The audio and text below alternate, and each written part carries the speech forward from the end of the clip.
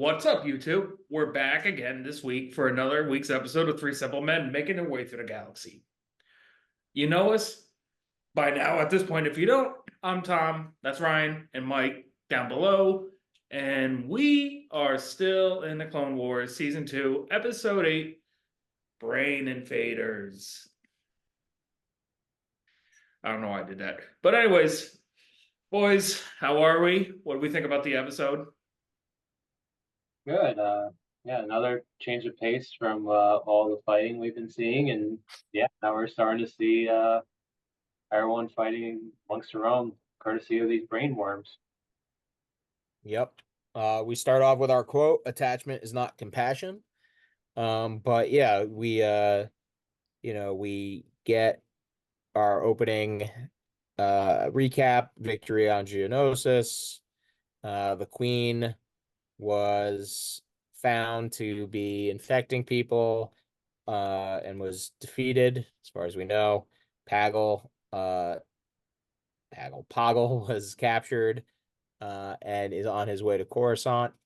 But they get urgent notice from Mace Windu that Tatooine is in I'm not talking right today. Dantooine is in dire need of medical supplies, so they decide that they're going to send the Padawans who had just returned because they were somewhere else on a supply run to a medical facility outside of Ord Cestus.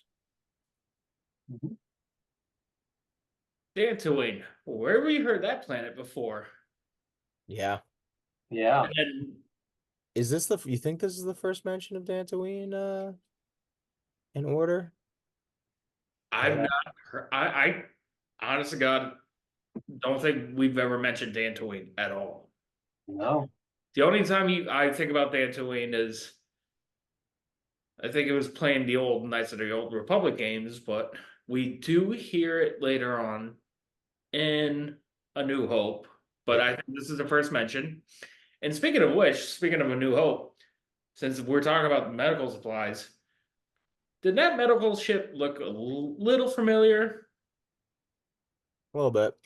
A little bit, yeah. If you know, then you know. But we do get a quick infection. Turns out the worms that the queen were using are still around, and one of them hatches out of an egg and crawls into none other than Scythe, clone Scythe's nose and infects his brain. So, And first of all, we're confirming it doesn't go in the ear; it just goes straight to the nose. yeah, definitely yeah, went right up the nose. So pretty And much the clones are actually getting infected. They're all doing a line, yeah, if you know what I mean. and then we see Scythe bring a bag of eggs onto the ship on the mission to get those health supplies. He ain't making omelets. Oh Yeah. yeah. I'm kind of surprised, like, why they would like set up like a forward base and camp out at a temple that they just took down. I mean, I don't know. It kind of seems lazy writing, in my opinion. Especially that they knew there was this worm thing that, Obi-Wan was like, "Oh, I really wanted to catch one so we could study it." And it's like, I mean, I guess they didn't realize it could infect others besides Geonosians, so that's new. I mean, stop Luminara if Anakin didn't intervene. So Oh, you're right. Yeah, I was trying to do that. Yeah, you're absolutely right. So I don't, yeah, you figured they would have been a little more, they wouldn't have been sleeping on the ground right near the rubble of what they had just done, but um, you know, we Since you do brought get, that up about them being affected, I think right off the bat, watching this episode, we witnessed a difference between when it affected the dead Geonosians to actual alive clone troopers, where they're still maintaining their basic functions. Like, all right, continue autopilot, turn on the shields, do all this, keep them away from the bridge. It's like, yeah, they also were I should remember this, it was only a week ago, but were the Geonosians, when they were infected, weren't they harder to kill? Were they coming back up after they were killed or no? Yeah, Yeah. That didn't seem to happen with the clones. no. Which let me just run through. I did get all the names of at least the named clones this episode. Besides our, regular guys. We had Scythe, who was the first infected, Pulsar, Ox, Edge, Trap, and Havoc. Were all the named clones. But pretty early on, we get, the reveal that Trap is in fact not is infected, even though he was pretending not to be infected when he pulls the gun on Barriss and Ahsoka. Um, Anyone else think that Barriss didn't need to kill him? It was kind of weird that she like the worm was like coming out of his like mouth, Mhm. which I mean, she could have. we haven't seen them infect anyone that She way. could have used the force and then just grabbed it, threw it, and killed it without killing the clone. That's what I would have assumed. And or even, she had enough time to pull out her lightsaber and stab him right in the heart. Or cut the head off and then it But just. like, why wouldn't she just pull out the lightsaber and go "Phook," and just cut the worm in half? I was kind of like, wow, she really went to killing him pretty quickly. Yeah. Old Trap, which funny enough, his name was Trap, and he was kind of a trap. They didn't they didn't they thought he was good and not infected, and it turns out he was. So some fun What happened? It's a trap. definitely some fun clone naming in that. Um I don't know, Scythe and Ox are two farming. I was about to say, like, this is all just sound like farming. Yeah, Like I'm not sure with Pulsar, Edge, farming and and Havoc. I don't know. I thought one of them. I don't know if you guys noticed this, a little detail, like watching when they got infected, like the two that entered the cafeteria. Because actually, you know what? Let's talk about that scene between Ahsoka and Barriss, talking about trying to be keepers of the peace, but they still feel like warriors. This is like a deep dive conversation, or a deep, meaningful conversation. Like technically, as Padawans, all they know is war. It's the first Conflict. time characters are talking about something we've been talking about Mhm. for a while now, which was kind of cool to be like, oh, it's not just like a little mention here or a little mention there of like what's happening. Like, and they even quote Mace, right? They do what we had done. Mace, she even says, Master Windu has said, we are keepers of the peace, not warriors. Which was it was for a second, it was kind of like it was us. I was like, oh, look, they're starting to analyze this like we've been doing. I mean, Yeah, he did say that Definitely really. after the clones when talking about this whole negotiations with the separatists, and it's like, yeah, and Mace said that was very clear: keepers of the peace, not soldiers. So yeah, it was very interesting that they would have a deep dive philosophical conversation during this episode before they got interrupted. I connect it into a sense of, you know, I know this is going to be whenever this airs, a lot later, but June 6th was the 80th anniversary of D-Day. And I think about like soldiers during that time after the war ended. It's like, how do you adjust to a quieter life? How do you adjust to civilian life? You know, this is what they're asking themselves. Like, when peace happens, how do we adjust? Because all we've known was war and conflict. Well, we get kind of foreshadowing in a sense when Ahsoka brings up Anakin, and she's like, he does whatever it takes. I don't know how he's gonna deal without a life without war. Which you could consider that like a little red flag, which is a good segue into the other red flag I noticed. Ooh, Uh, wait. when the clones capture Barriss, the infected clones capture Barriss.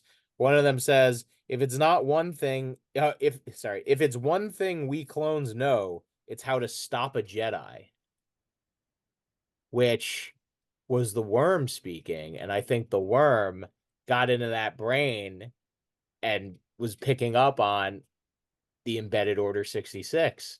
The inhibitor chip. It must have, because what a weird thing. Like, Whoa, why the clones say that? We know how whoa. to stop a Jedi. Like, I think this was a little foreshadowing at that. Mm-hmm. I did not think about that. Yeah. Because right now we're still in the beginning. I mean, we're spoiling it ahead of what, but then Yeah.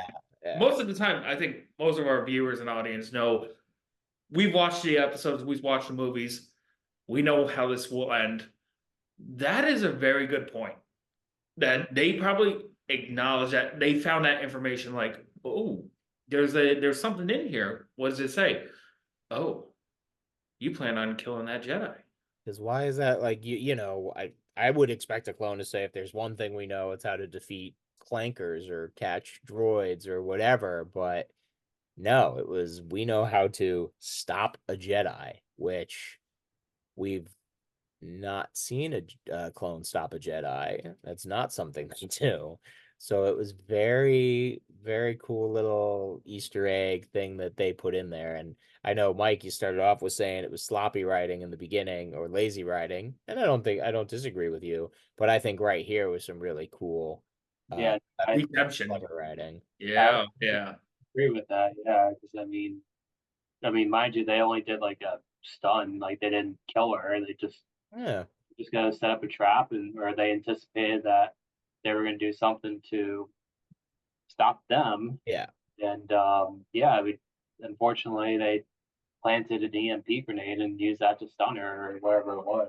Well, Shock her. the goal wasn't to kill her, right? It was to infect, but Yeah. if they wanted to kill her, they could have. They had Yep. her stunned. It would have been that simple. Yep. But also, I think this episode really highlighted, without like highlighting it, that these two are still Padawans, because they really didn't, besides using the Force for um occasionally like opening a vent, there was no, you would assume, I would think that, a seasoned Jedi is going to be on that ship, and we even see it, right? And we even see Anakin do it uh in Attack of the Clones, when he's outside Padme's room and he's like, I sense something. I sense it too. And him and Obi-Wan run in there, and there's the assassin worm. But or spider centipede, whatever the heck that thing is. Um, but you would assume, like, and I thought we were gonna get that when Ahsoka was lying in the bed on the ship, trying to sleep and rustling around. I thought she was gonna be like, I sense something, or like something's on, and she doesn't. She just talks about how it was quiet. And it's interesting, right? Like, you don't see that with these two. Like, at no point do they sense a trap or sense that, you know, there's Something's something going off. on, or that people are off. It was very, non uh Jedi in that sense. That's very true. Oh, I will point out, just the last quote, we did get another, let's see if I can do this. Uh I got a bad feeling about this, and I finally have joined the new century, and I got us my little cardboard paper list typed up. So I think, can you see Ooh. that? Ooh. So we got our I got a bad feelings of this, and our newest one is right here, Clone Wars season 2, episode 8. Ahsoka says it. We still have our Wilhelm count only at 4, surprisingly. I wouldn't be surprised if we'd missed some, but still at 4. And then I got our numbers 1138 droid in Phantom, and the training variable in Clone Wars season 3, episode 1, and 327, the Falcon docking bay, which is Kronos the assassin, and 327T, the security droid, so far. So just fun. I'll keep this up and running, and we can share it when we get new things to add to it. Ooh. Impressive. Most impressive.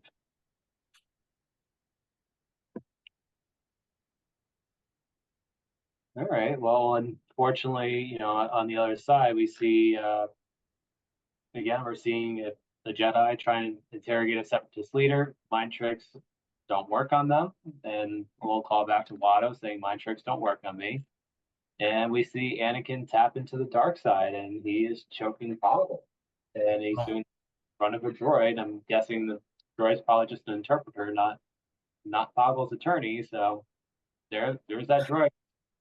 Do we That see droid was pretty much like, we're cool, man. We're cool. Like, attorneys in it's Star cool. Wars? Are there attorneys in the Star Wars universe? I don't know. He's just an interpreter, but I love the whole memes I've been seeing on Instagram lately. Just like, oh yeah, they want to keep peace. The Republic commits war crimes, and people are just like, that's all. We don't see anything.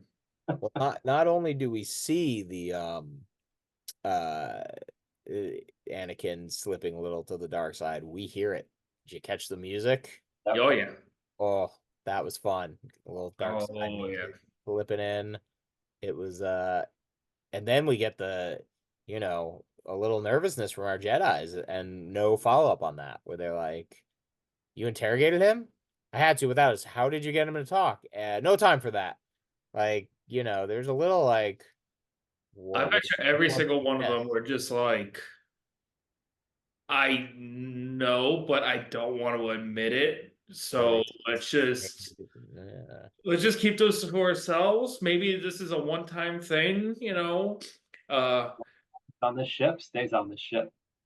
I think of when I see that, I think of you played the Lego Star Wars game. You see Qui-Gon going to Anakin, but like little Anakin on Tatooine's like, you're going to be trained on a Jedi, and you see Lego Watto going, red flags, get your red flags, big red flags. You're going to be the most powerful Jedi.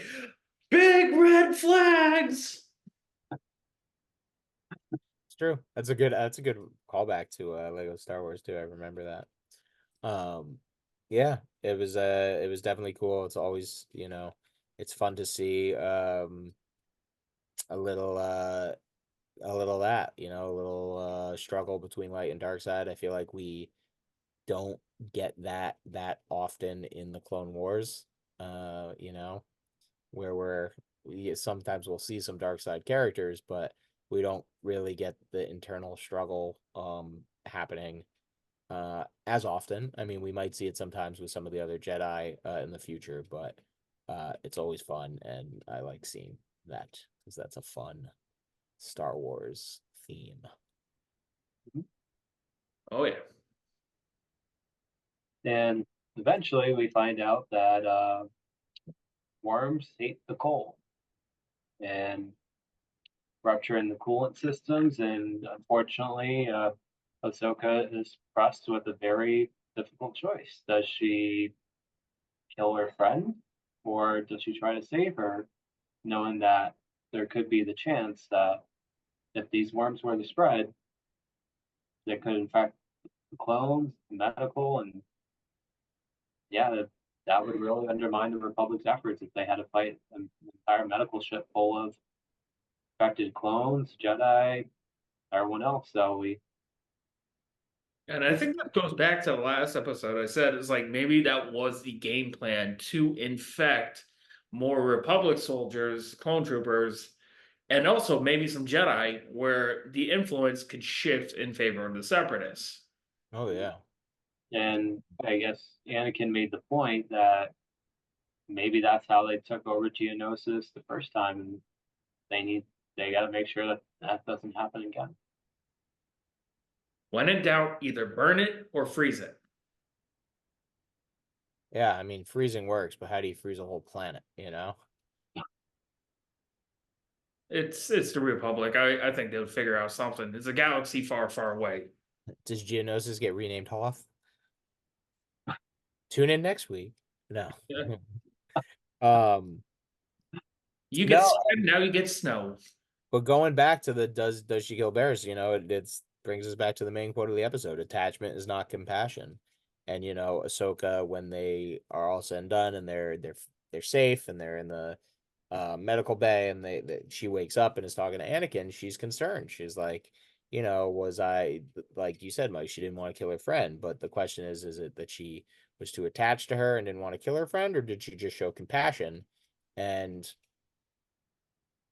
do the results outweigh the means? Did she you know, yeah, maybe she risked a lot by not killing her, but it all worked out in the end, so it's okay. I mean, that seems to be what Anakin believes is, hey, you know, we're here, you did it, it turned out to be the right thing. But Ahsoka's definitely aware of like, well, what if it wasn't? Like, you know, and that's what she's questioning And uh it really brings in the question about the Jedi way. And it's like attachments and compassion could be a good thing. I mean, because I think from Anakin and Ahsoka's viewpoint, it's like the what if, it's like, what if you did it? I think for them, they could not live with that guilt and it would just haunt them Mhm. because they have more compassion for their fellow Jedi's, for life itself. While the Jedi itself was like, well, you had to do what you had to do. You know, this is about, we got to win the war. But you're not really, you're acting as a general, not as a Jedi. yeah.